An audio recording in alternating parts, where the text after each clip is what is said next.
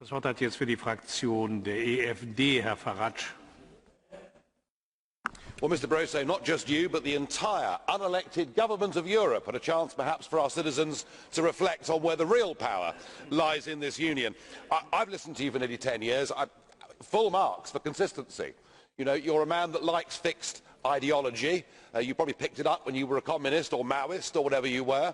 And for the last 10 years you've pursued Euro-federalism combined with an increasing green obsession. And yeah, it's been good. For bureaucrats, for big businessmen, for landowners, it's not been a bad decade. But it's been a disaster for poor people, unemployed people and those on low wages. The euro, which you believed would give us monetary stability, has done the very opposite. It was a misconstruction from the start, and it's pretty clear that youth unemployment at nearly 50% across the Mediterranean is probably nearly double what it would have been as a direct result of the misconstruction that is the euro. They're in the wrong currency, but I know that you'll never ever admit to that, and the euro, I think, will die a very slow and painful death. But you're all in denial about that. But it's the green agenda that I find really more interesting.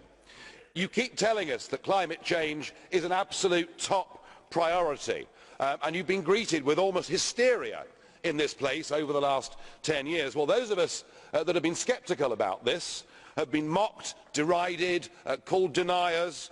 We've argued from the start that the science wasn't settled, and we've argued very strongly that the measures we're taking to combat what may or may not be a problem are damaging our citizens, and we've been proved to be right.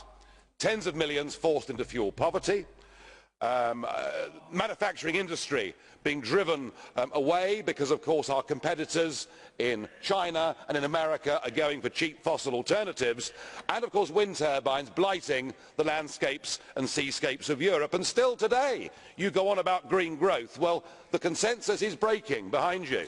You know, Commissioner Tajani the other day said that actually we face a systematic industrial massacre. It is time to stop this stupidity and to help you. There's the NASA photograph last August of the ice cap, the northern ice caps. And there is the NASA photograph this year of the ice caps. It is increased by 60% in 1 year. Leading American scientists are now saying we are going into a period of between 15 and 30 years of global cooling. We may have made one of the biggest, stupidest collective mistakes in history by getting so worried about global warming. You can reverse this in the next 7 or 8 months. You can bring down people's taxes. If you don't, they'll vote on it in the European elections of next year.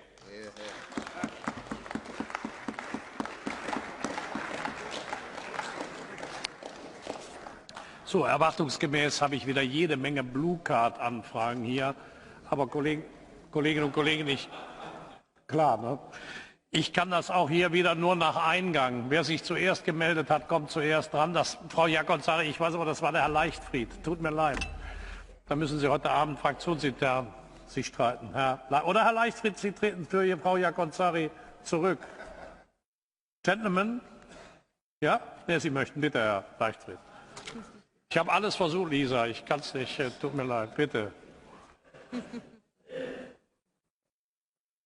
Vielen Dank, Herr Präsident. Herr Farage, Sie sind ja manchmal recht witzig, aber immer seltener. Und Sie sitzen da erste Reihe fußfrei und erzählen uns jetzt alle, was wir besser machen sollen. Und was der Herr Barroso besser machen soll, alle anderen auch besser machen sollen.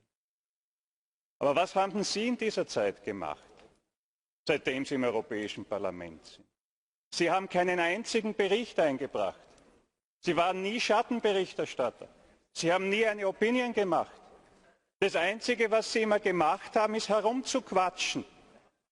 Und Sie werfen den anderen vor, dass nichts geschieht. Wie kommen Sie da überhaupt dazu, Herr Farage? Wie können Sie das vor Ihren Wählerinnen und Wählern rechtfertigen, hier noch nie gearbeitet zu haben?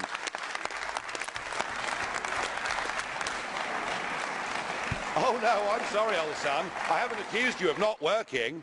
Far from that. I've accused you of doing far too much.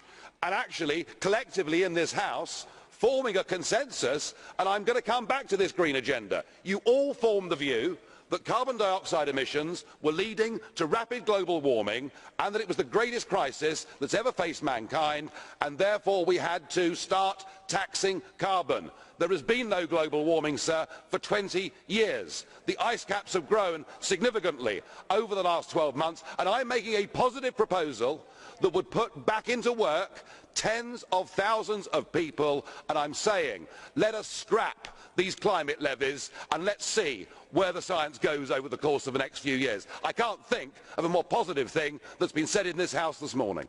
So. Mr. Farage shows that populists are sometimes obscurantists. 99% of the science, Mr. Farage, believes that this climate change exists as a result of human activity. 99% of scientists. Of course, there are always people that are paid to say the opposite. But to pretend, as you pretend, that against all science, well-established science, that the problem of climate change is just an invention of the Greens or of the left, it's completely nonsense. Of course we have to find a way. Of course we have to find a sensible way to fight climate change. We have to look at the same time for competitiveness in Europe. We have to make this part of our agenda for growth, and I believe that the green economy brings many possibilities. Das Wort hat jetzt zunächst für die EFD-Fraktion Herr Farage. Thank you. Well, next year's European elections will not be contested on the old division lines of left and right, and several group leaders have agreed with that today. Frankly, that's all irrelevant. It will be contested between those of us that believe in national democracy within the nation state and those that believe that the 28 countries that are part of the EU are better governed by these institutions. That, in a sense, is what this comes down to. But, Mr. Barroso, those of us that believe in national democracy do not want to take us back to the Western Front or 1914.